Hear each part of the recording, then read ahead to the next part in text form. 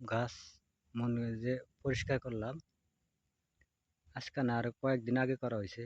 তে কিরকম লাগলো একটু কমেন্ট করে জানাইন।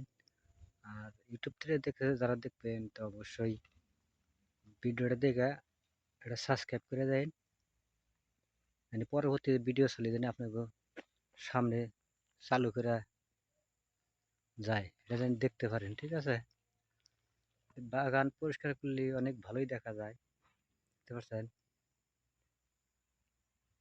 অনেক